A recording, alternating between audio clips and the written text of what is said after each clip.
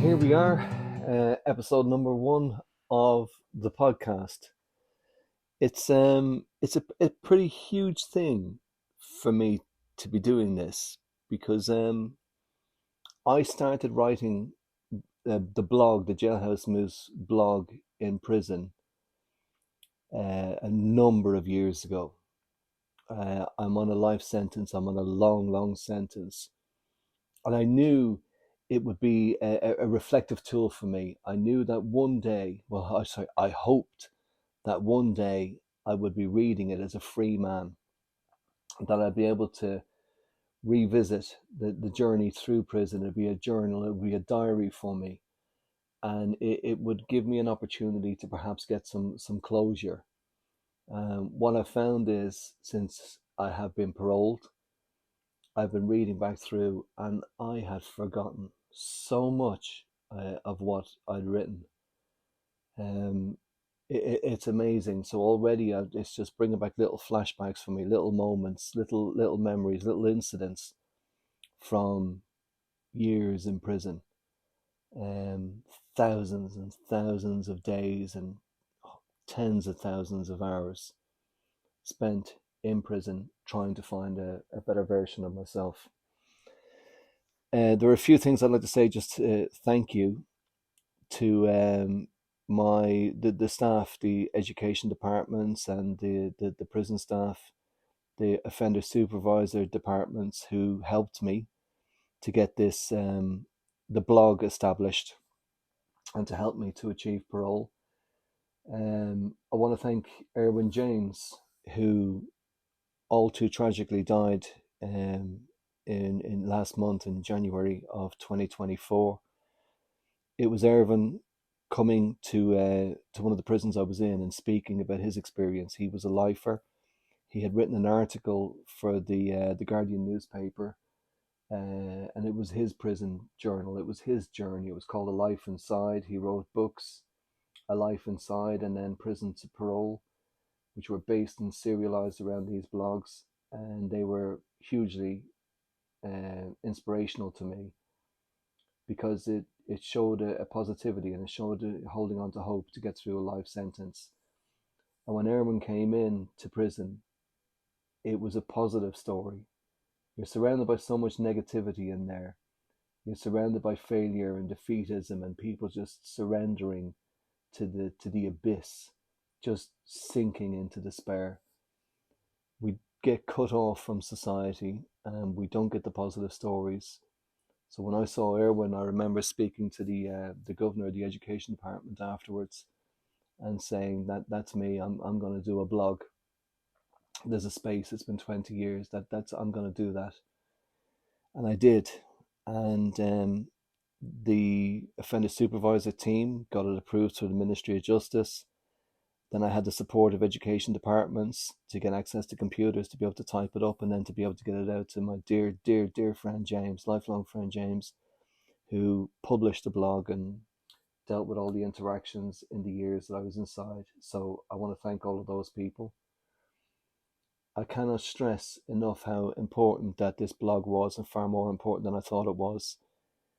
By learning to put things down in writing, it really enabled me to be honest with myself, to look at my crime, to look at my offense, to look at my mistakes, and to make them real, to own them. And then by owning them, I was able to resolve with them. And once I was able to resolve with them, I was able to really examine the mistakes that I'd had in my life and make amends and change the patterns of beliefs and behaviors. And we'll run through this more as we go through the rest of the podcast. What I'm going to be doing through these sessions is, initially, I'm going to revisit the blogs. I'm going to read the blog, just narrate the blog as I wrote it, and then I'll have some reflections on what I might have been thinking at the time and what I think now, and then make any comparisons. So without further ado, the first blog I'm going to read is the first one in the chronology. It documents the journey from court, where I'd spent 3 days in a police cell 3 days I've been questioned and interrogated. I commit murder. I killed my partner in a cruel and vicious assault, unjustified, and I surrendered myself to the police. I was taken into custody. I was there for 3 days being questioned, and then I was removed and taken to court. And after a brief hearing, I was taken from court and I was been sent into custody, into prison for the first time. And that journey was on a sweatbox. This podcast is entitled The Sweat Box Odyssey. Tell them you're a racist, lad. You'll get a single cell. There is an abundance of advice shouted through doors on sweatboxes. The compartments that prisoners are transported in are like portaloos without the toilet bits. They are counter-ergonomically designed, and you will not find comfort in any position. Often you won't have seen your fellow travellers. Generally we are shackled and loaded one by one from the court. Who's on the bus, lad? Well, it was my first experience and I didn't know the protocol, so I said nothing. I was already shell-shocked enough. And one by one, though, my peers announced themselves like contestants on a family game show. Hi, I'm Paulie, I'm 28, aggravated burglary from Manchester. Hi, I'm Macker, drug importation from Leicester. Introductions done and acquaintances made, or renewed, I discovered that the first man to shout, the compere, was also a mathematician. Is there a fucking nonce on here? I know there's 7 of us on here and I only heard from 5 others. Who's missing? Speak up, lad. I stayed quiet, but all I managed to do was to wind up the rest of the travellers. I did not know what a nonce was. Who else is on this bus? Step the fuck up now, lad, or you better hope you don't get off the same place I do. What do you want? I replied. Who the hell are you, lad? Said my mathematically minded inquisitor.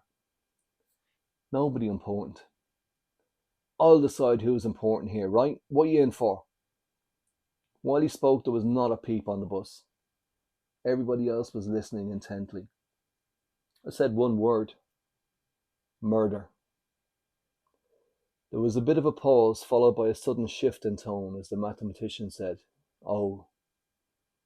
There was an extended silence on the sweatbox. What can you realistically say? It reminded me of a one-time struggle to speak to a friend when they told me that they had cancer. I was self-censoring before I spoke for fear of causing offence or upset.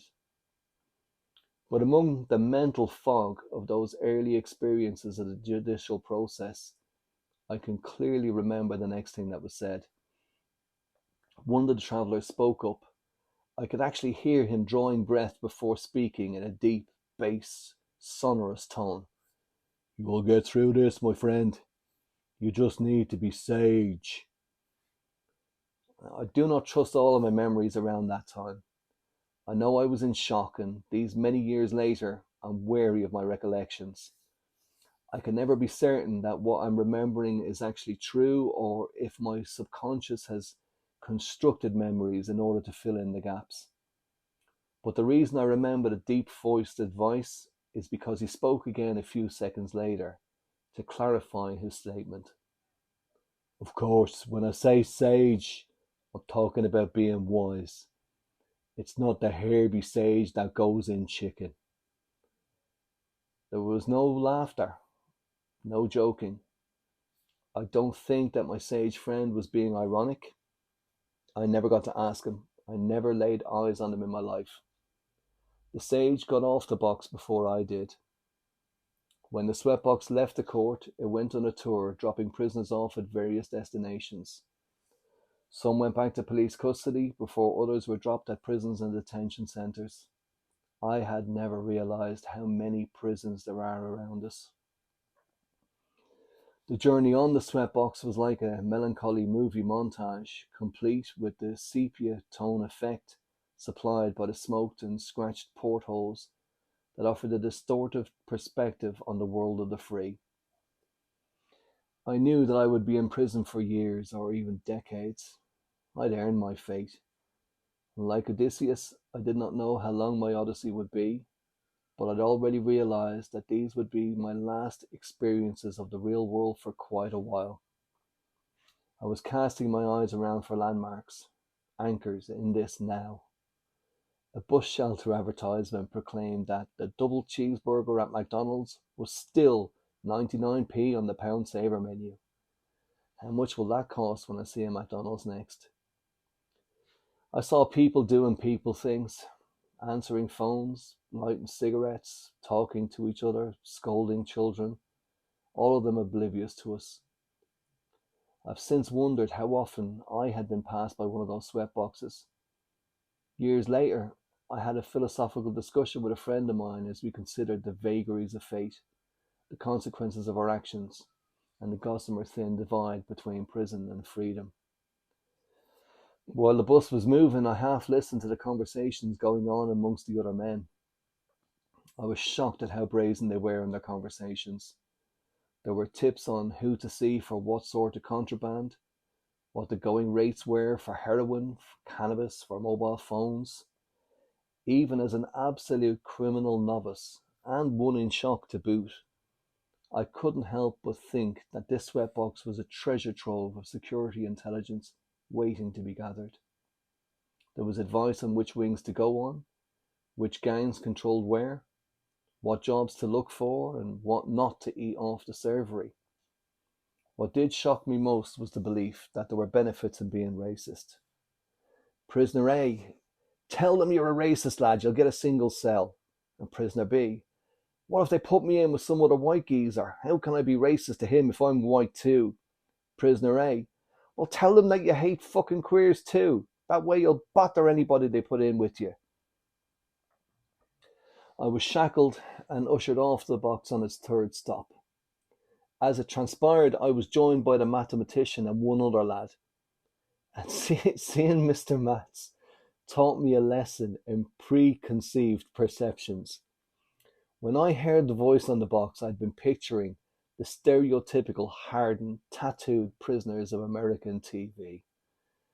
I was shocked when I saw that there was about 5 foot of Mr. Matz between his trainers and his bald head. He was skinny as a rake and incapable of sitting still. He was a minor celebrity, a frequent flyer, if you will. He knew all of the prison officers by name, and I got the sense that this reunion was like a new episode of a cartoon. The officers would be the coyote, and Mr. Matz the roadrunner. I didn't know what my role would be, or my odyssey. That brings back a mixed bag for me. I think the farce of shock. I think that guy, whoever he was, just saying you have to be sage, but not the hairy one that goes in the chicken. And the fact that nobody laughed, nobody took the piss, nobody made a joke about it. And in actual fact, I have to be honest here, and I hope it doesn't cause offense, but it was I think a coping mechanism at the time. When I was being shouted at to find out what offence it was, I was already, although I was in shock, I knew I was going into prison, and I knew there was going to need to be, well, I assumed a certain amount of bravado. I'd seen that you need to be the tough guy, you need to watch out for the soap in the showers and all these other things. So when I was asked the question what I was in for, I actually said a little bit of murder. I was saying it as if it was, I was making light of it. I just want to stress I was not making light of it. I committed a heinous and brutal attack. I murdered an innocent woman, and I've devastated a family. I'm not demeaning or belittling or trying to make light of what I have done. This is a perspective of my journey on that bus heading towards an unknown world, and a world that most of you listening will never experience, but a world that we have a preconceived idea about. And we've seen the movies, we've seen the TV shows, we've seen the violence, and we've seen the degradation that goes on. And I will say that a lot of it is very, very true, and a lot of it is very, very real.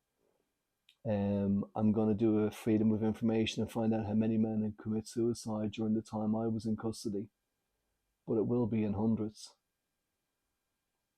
My focus with this blog, though, and this podcast, as I go forward, is to try and change things. So this is where the motivation is.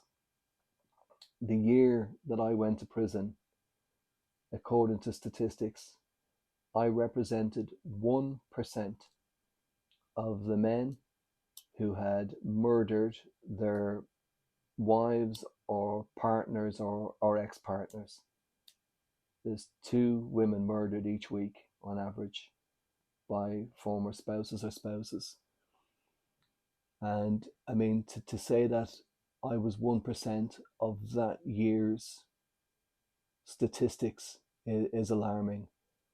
And given my experience of the people that I saw in prison, I went on to be the number 1 on the induction wing in HMP Liverpool in Walton, a proper Victorian jail. I had an information desk I set up, and I saw every new arrival who came through that prison. I was there at that first night introduction to help them to make sure they could get a phone number added to the system to use my experience to make their transition a little bit easier. At the end of the day, I used to get so much abuse for being a screwboy, but the way I was looking at it was I was making a productive use of my time. And if I could help people, it would reduce the stress in that environment. Now, if I can make the place where I live a little bit calmer and a little bit less toxic, well, of course I'm going to do that. It's not being a screwboy, it's fucking self-preservation. But I think that's another thing we'll probably touch on later on, where I built resilience and I built armor. Because prior to prison, I'd been an absolute people pleaser. I couldn't bear to think that people thought badly of me. Whereas in prison, it's a matter of, well, fuck you, I'm not out to offend you, but if you don't like me, jog on. But yeah, as I say, that trauma, that distorted memory, I remember Mr. Sage, but so much else I don't do. I was in shock, I was swimming, it felt like I was traveling through oil, it felt like everything wasn't real. Um, Even a number of weeks later, I remember lying in a cell. We were banged up over lunch. You're unlocked in the morning for an activity, locked up over lunch, unlocked in the afternoon for an activity, and then locked up again all night. And I remember at lunchtime, I was lying on the bed and I thought, any minute now, that door is going to open and they're going to say, your partner's out at the gate. It's all been a horrible mistake. And it will be now. It will be now. And that was the trauma. That was shock. And that was that dissonance. That was my brain trying to protect me from what I'd done. So when I recollect some of these things, I always have to be wary. Is it what actually happened, or is it my brain filling in a gap with another version? I'm not trying to be evasive. It's just a statement of fact. But the other, yeah, Mr. Matz. I mean, he was one of the many characters I saw, that the frequent flyers, and they were called the frequent flyers. There were so many guys that would come in, a lot of them with addiction issues, and they were just professional shoplifters. And they knew if they got arrested, they would just be utterly compliant. They would never be violent and they wouldn't rob anybody. They knew the distinctions in the law between theft, shoplifting, and robbery. And they would get released from prison. They would go out and go on a shopping spree. They would go out and thieve and thieve and thieve to fuel the habit. Eventually, they would accumulate 20 or 30 shoplifting charges. They would all be lumped together in court. They'd be sent to prison for about 8 weeks, and then they'd be out again and they would do the same thing. And there were times where you'd see these guys on that induction wing and they'd come through 2, 3, 4, 5, 6 times in a year. Some of them had 400 convictions. I remember this one guy came through the servery and was complaining. He said, I wouldn't eat any of that shit. I only rob from Marks and Spencer's. They've got the best sandwiches. So it just says it. But Mr. Matz was certainly one of those characters. And they were brilliant prisoners. They knew the game, they knew the balance. They would get a job as a cleaner and just keep their head down. They would tick their days off, they tick their time off, they'd get glowing reports when they were in prison. But when they went outside without those corners, without those support, they would struggle. And a lot struggled with loneliness. When you're going out without a support network, without anything else, it's it's a harrowing experience. And I'm fortunate that I have a few good people around me.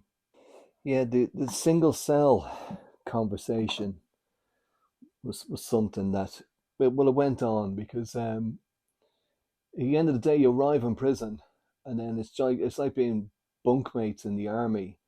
You're put along in pairs, and some staff will make an effort that if they see two Muslim guys, or if they see two somebody who has some commonality, they will try and put them in together. It's not always easy.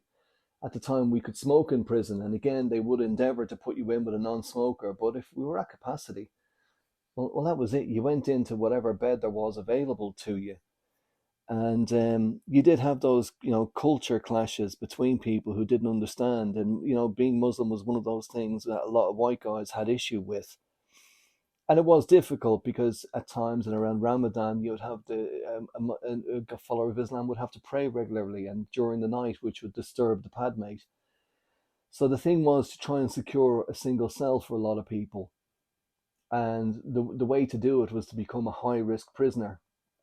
But it was a very short sighted strategy. So you get people who came in and said they were racist at reception. That's logged on your file. That's put on NOMIS, the National Offender Management Information System. And it may as well be carved in stone on there. And it will come back and haunt you for the rest of your sentence and every other time you come back to prison.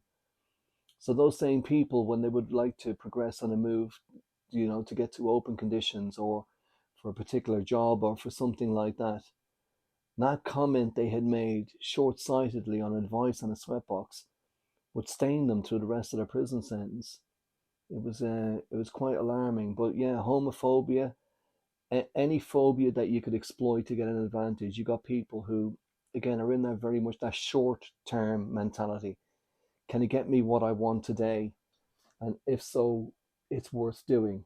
Screw the consequences for down the road. But and then the other, when I landed, as I said, apart from Mr. Matz and what have you, you sat in the reception, and there's scratched up glass everywhere. Everything is broken. Vandalism everywhere, and people being noisy, wanting to get shipped back to wings. Shouting to each other through different windows. And while I was there, I witnessed what transpired to be a once in a 5-year event, but I did not know that. I saw a procession about every 3 minutes. You'd see a prisoner who had his hands cuffed behind his back, surrounded by about 4, 5, or 6 prison officers or screws or kangas was the kinder term, a kangaroo, a screw. And the kangas would be dressed up in the full riot gear. They'd have the helmet, balaclavas, they do gloves, the pads. They look like SWAT team. They'd grab the guy's hands where they were cuffed behind his back and elevate them and lift them. So it'd force the guy forward, make him compliant, and he'd be like a ballerina on tippy toes trying to keep his balance and get to wherever he was going. And then I saw about 6 of these guys every kind of 2, 3 minutes being rushed through the reception, straight out the door and put on buses. And I thought, what the fuck is going on here? Now, as it turned out, that never really happened. But the previous day, there had been a big kind of gang fight had broken out on I Wing. It had been a build-up that had been going on at the time in Liverpool. And there were a few pool balls thrown around and pool cues being broken over people's heads. And these guys were the main perpetrators or the ringleaders. So they were being swagged out. And that was where basically you were just taken with what you were wearing and put on a bus for a security move and then shipped off somewhere else. So these guys left Liverpool. They could find themselves in Northumberland. They could find themselves down in Devon. They could find themselves in Parkhurst or anywhere in the country. And then maybe if they were lucky, some of their property would find them weeks or months later. But as I'm sat in reception, I don't know this, and I think this is an everyday event, and this is the world I've landed into, and all of that now is just seems so far away, and even a prison sentence in some ways seems I don't know where I've had holidays, and then I've come back from holidays, and then the Tuesday in work I kind of look at my hands and I see there's a suntan on them, but I think to myself, did I actually go on holidays? Did that actually happen? So I'm reading this, and it's bringing it back to me, and it's amazing how so much of this stuff I've been able to kind of shut out of my head. I do remember there are two other incidences with sweat boxes. I mean, I've been on a few because I moved between prisons, and it was the standard way of transporting people around the place. But what inspired me to choose this blog first was not only the fact that it was the first in the chronology, but when I moved to open prison, which you'll find later on, which is in the latter stages of my sentence, I earned the privilege of being able to go out and work in the community. So every day I was going out, I was going to work in a full time job in the community, and then I was returning to prison at night time. Now I was actually cycling, so I had about an 8 or 9 mile commute to and from work.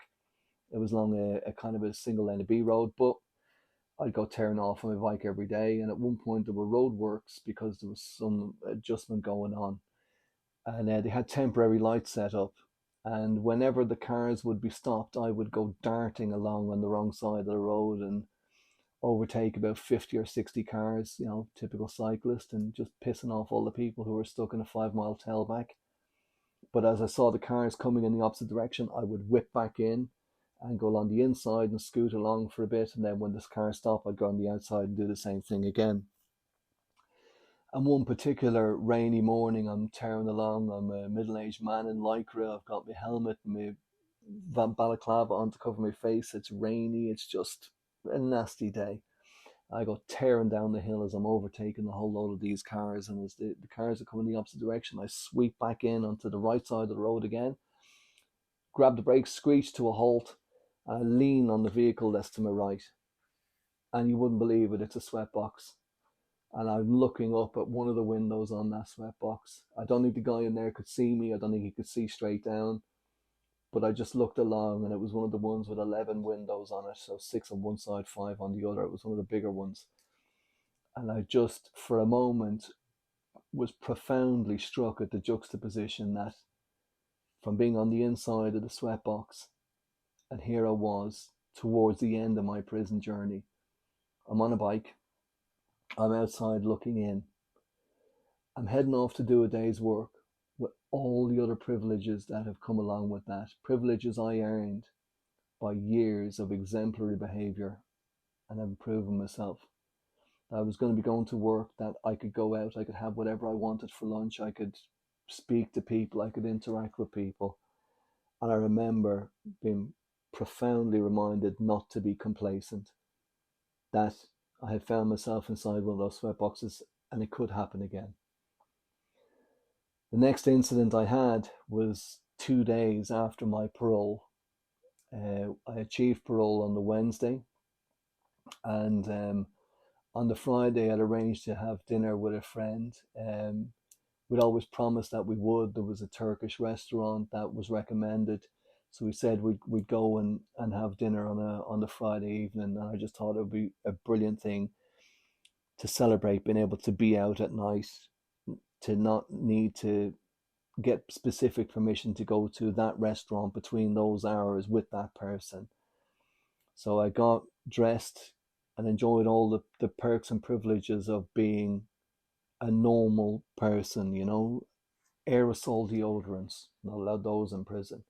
Aftershave, not allowed that in prison. Being able to wear black clothes, you're not allowed to have in prison.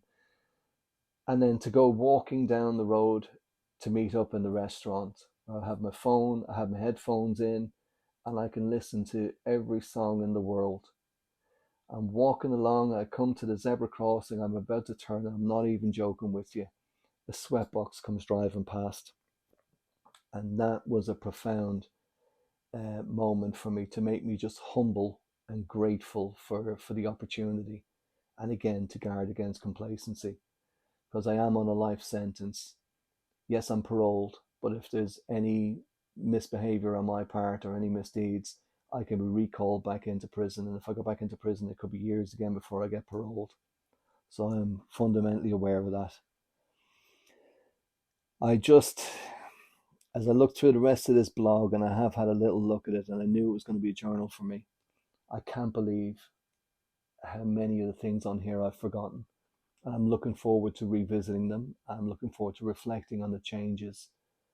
But I accept that I was the man that I was when I was on that sweatbox heading into prison. And for a long time, I carried around the shame of being that man. But after years in prison, and after hundreds of hours of cognitive behavioral therapy and group sessions and one-to-one sessions on journeys of self-reflection, introspection, I now am happy with the man that I am, and I accept that I had to be the old man to be the man that I am today. Now, I said earlier, I was 1% of the men who murdered their partners in that year. And I was a tiny, probably a 0.0001% of the men who had committed violence or abuse on their partners or on women. When I was in prison, I worked with a lot of men and helped them to challenge their beliefs about what is abuse, what is offensive, and what is hurtful. And I know I made a difference in those lives, but at that point, a victim had already been made, a victim had already occurred. Now that I'm out, it really is my hope that by me taking utter and unabashed responsibility for my crime and my actions, by me exposing the beliefs, the cognitive dissonances, the biases, the way that I could rationalize being in abusive and toxic relationships, that if I can speak to that and people can hear it, it may prevent a victim of domestic violence from being created.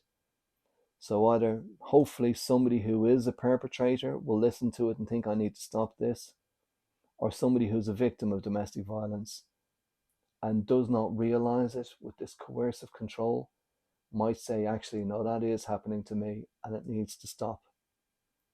And that's pretty much where I'm going to wrap it up for this episode number 1. I will say I welcome your feedback. If it has triggered you, I really am sorry. If it's angered you and you feel the need to comment or to have a go at me, fill your boots. There is nothing, though, that you can say to me that I haven't already said or felt about myself and about my actions. I know that nothing I can do is going to undo what I've done. There's no way of redeeming, but it doesn't mean that I'm not going to strive every day to help other people. And that's where I'm at, and that's where I'm going to go forward. And I do believe there's a judge at the end of this. There's a higher power, and everything I do in my life will be weighed up. As I say, in my faith, it says that you'll be judged on the actions you perform. They're engraved in your heart. So I will try and be a good man. But if you need to vent, if you need to be angry, I fully accept that, and I endorse that. If you can vent and find some catharsis, go for it. If you have anything constructive to say, I'd love to hear it. If there's anything you want to ask, I'm open to answering questions. If nothing else, I'm an honest man now. I do take full responsibility, and hopefully I might help to dispel some myths about prison and share some of my reflections and some of the things that I've learned. You will be able to reach me easily through Twitter is probably the best way. You can get me at Jailhouse Moose on Twitter or on X. And hopefully you'll tune in for the next podcast. Not necessarily going to be in chronological order, but it'll be something that I'll review and see if something happens in society that triggers a particular event that I remember from the time in prison. So thank you very much for listening, and